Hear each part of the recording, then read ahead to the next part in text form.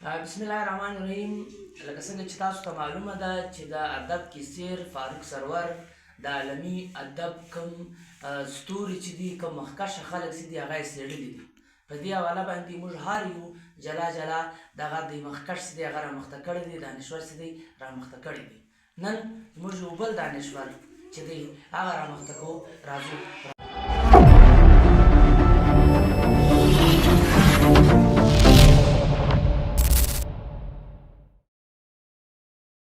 د ادب کیسیر د فاروق سرور کتاب چې دا د ده ناولونه چې دغه چې دي د ده کالمان د دنیا هغه عظیم ناولنګار یا ناولونه په باره کې لیکل سوی دی چې د عظیمو ادبیانو ستاینې هم کړې ده.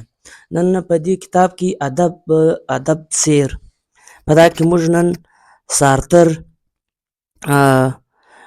سارتر څوک و، ساده خبره دا کوو چې دغه د سارتر زمانه چې ده دا د جنګ دویم دغسې د زمانه د جریان دی. په دا کې فاشیزم ډیر زیات پرفیک دی، او فاشیزم چې پرفیک دی نو دغه ټیم هټلر چې دی ټولې دنیا پر وژو باندې سپور دی. د ساتر چې په فرانس کې ژوند کاوه د هغه وطن هم مکمل طور پر هټلر کالوني کوي. د پر ژان پال سارتر پر انټلیکچوال اکټیویزم باندې، پر مترقي سیاست باندې یقین درلودو.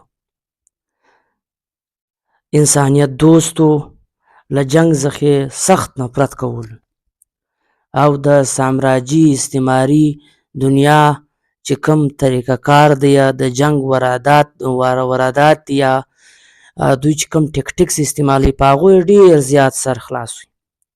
چې کله دی د نوبل ایوارډ دپاره نامزد سو، د وچ کلک د نوبل ایوارډ اخیستو انکار وکړو. هغه په دې چې ده ته د ویلې سامراجي سوچ او امریکا او یورپ چې دی دا چاته چې هم دغه ورکوي، انعام ورکوي، هغه د تخلیق یا د علم پر بنیادو نه ورکوي، بلکې هغه د خپلې سامراجي سوچ دوامداره ساتلو لپاره دغه شیان ږدي او راړي. بل داسې دی چې د ده یوه کاني د تخلیق دی یا دیوار، دا دیوار چې دی یا دیوال چې دی دا پر 3 قیدیانو باندې ګرځي، یعنی 3 قیدیان چې د بغاوت په جرم کې د جنرال فرانکو له طرفه چې دی دا ګرفتاره شوي دي. دغو چې دا 3 سره ګرفتاره سو، جنرال فرانکو چې دی ګرفتاره کو او دوی ته د سزا حکم ورسي چې تاسو به سبا پانسۍ کیږئ. نو دا شپه پر دوی څنګه تیریږي او دا شپه دوی کم ځای ته کم تر عذاب وځي او تر کم تکلیف وځي، دا په یو کوچنۍ کوټه کې دوی 3 سره بند کړي او دوی چې تر کم تکلیف وځي یوه شپه ورته روغ کال سي او دغه شپه تیریږي نه. بل په دغه کې داسې 3 سره ملګرو کې یو ډېر فنډ دغه وي چې هغه ډېر زیات ژړا کوي او ډېر زیات پریشانه وي، او دته خپله محبوبه چې ده، ملګري چې ده، هغه هم ډېره زیاته وریاتږي. خو دی په دې زیات ډسټربه وي چې سبا زه پانسۍ کېږم، هغه محبوبه چې ده هغه یې له یاده ووځي.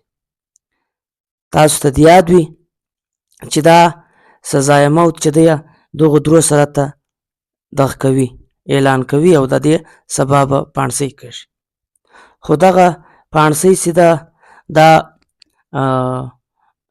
ډېر زیات په تکلیف تیریږي. په دا کې یو ملګری ګورا یا راوي چې وي، په دا کې یو انقلابي ملګری وي چې خالي په دې الزام په دې وجه ګرفتاره شوی چې ستا کم باغي ملګری چې دی تا هغه موږ ته راوښیه نو موږ به تا خلاص کړو.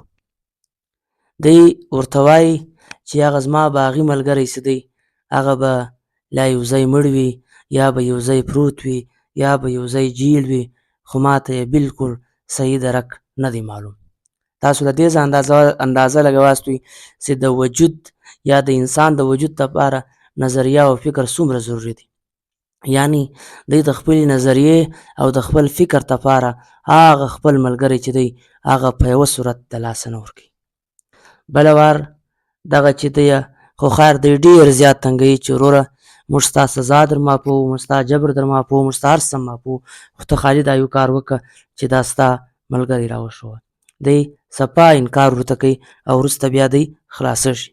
بیا چې کلي ته ځي او په کلي کې باندې هغه خبرېږي چې زما ملګری د کوم پر سر چې دی جیل وي هغه خپل ځان بیا د جنرال فرانکو هغه دغه ته ورکوي، خلکو ته ورکوي چې یاره چې زما ملګری جیل دی نو ماته د ژوند هېڅ درک نشته، ماته چې چا سبق را ښوولی دی، چا چې ماته علم را کړی دی، چا چې ماته سوچ را کړی دی، چې هغه جیل دی نو زه هېڅ معنا نه لرم.